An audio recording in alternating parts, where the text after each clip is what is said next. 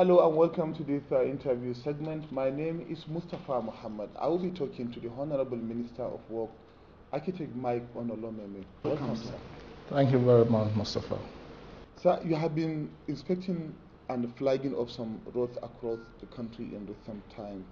Can you tell us the economic importance of some of these roads you have flagged up for rehabilitation and construction, especially in the southeast?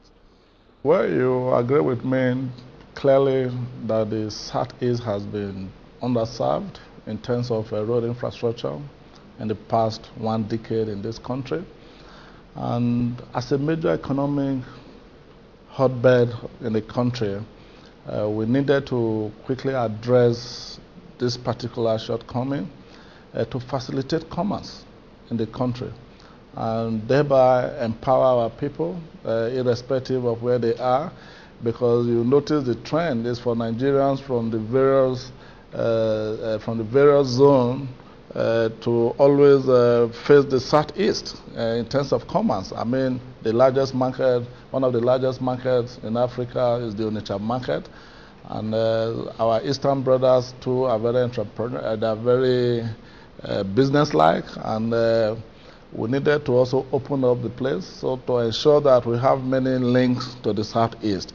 One of the roads we've just flagged up, which is the Ogrute, Umunde, Akmaya, Odolo Road, linking Enugu and Kogi State.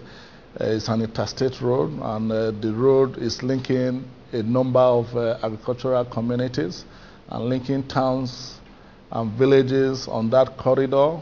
That is between the people of Kogi State and Enugu State. We have been able through this project to bring them closer together.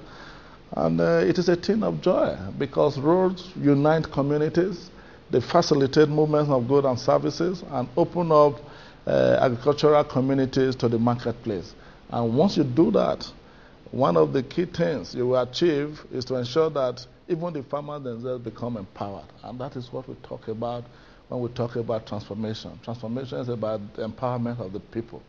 And in this case, the agrarian communities on that particular alignment will be empowered by that project. So to that extent, it's of immense economic value to our country. Locally, you have been in some parts like Oshombo in Benue. Can you tell us more?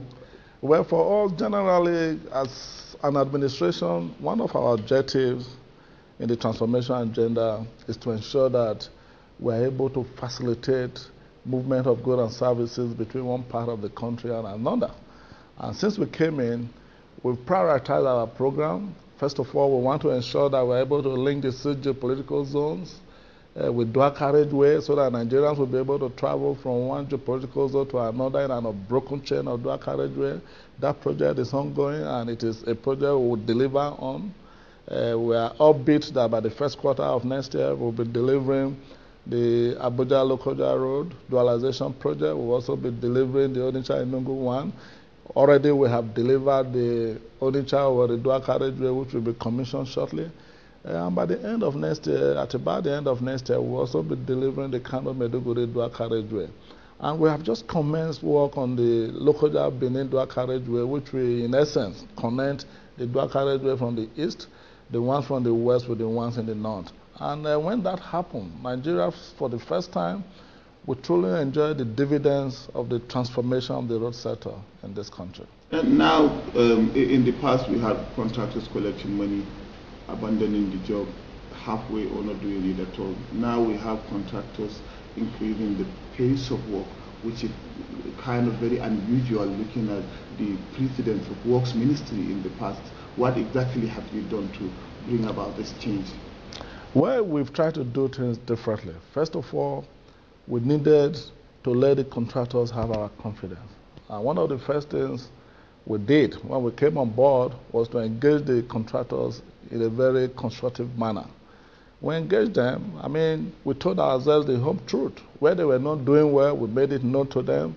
Where we as a ministry were not doing well, they made it known to us. And we decided to start on a clean slate. And we made it clear to them that we were not going to accept any sharp practices, and that what they needed to do was to remain focused on their projects, and particularly on standards and specification. And that once that is achieved, on our part, we'll be willing to meet with all our obligations. In this case, which is the payment of interim certificate due to contractors. In fact, it is on record that a year after I took over as Minister of Work, I was able to clear the backlog of outstanding interim certificate on performing contracts in this country. And that is why today, if I ask a contractor, move on to that location, they believe that yes, before the Minister of Work could give such an instruction, he's ready with the finances to make requisite payment as at when due. And I have been doing that, and I have truly brought about a new lease of life in the ministry, because today, Nigeria contractors working with us at the Federal Ministry of Work, today they get paid even without their knowledge. They only get to know through bank alerts. I mean, that was something unheard of in the Federal Ministry of Work before now. And that has really, given them a lot of confidence to go on with the work and all that. And it's paying off. In fact, that is why you have so many of our alignments, they are getting better and better by the day. The scorecard you presented at the Federal Executive Council, Nigerians will want to know, how did it go? Yes, last Wednesday, by the leave of Mr. President, I presented my scorecard as Minister of Work this past 2 years. Let me put it that way, because the administration will be about 2 years old in another 30 days. And it was quite revealing. In fact, the Federal Executive Council applauded my presentation because of the phenomenal progress we've been able to make in the road sector this past 2 years. And to God be the glory, because time was when the Federal Ministry of Work was said not to have been able to complete any project. But during the scorecard, I listed 32 projects we have completed. And the commissioning of the project will commence by the beginning of, in the first few days or weeks of May, which is just a couple of hours around the corner. Honorable Minister, while you were on the news all the time, flagging up and inspecting roads, the governor of Edo State, your home state, alleged that you have influenced the election and voting pattern in the local government you came from, Asian Northeast local government, and as a result, a claim led to the cancellation. The governor also alleged that the commissioner of police gave you so many mobile policemen. Can you shed more light on this allegation? How can you react to that? Well, for me, it is very laughable, because I have always believed that those who occupy high offices in the land should bring to bear on their office their integrity. And because you cannot divulge morality from governance in this part of the world. And so if you are occupying any high office, it is incumbent that at all times you speak the truth to the people in the letter and spirit of the national pledge, where you pledge to Nigeria to be faithful and honest, among others. And I expect the governor to be very honest to the people of Nigeria. Number one, I didn't participate in the election. I had come to Uromi on the 18th, precisely to participate in the election of the 20th.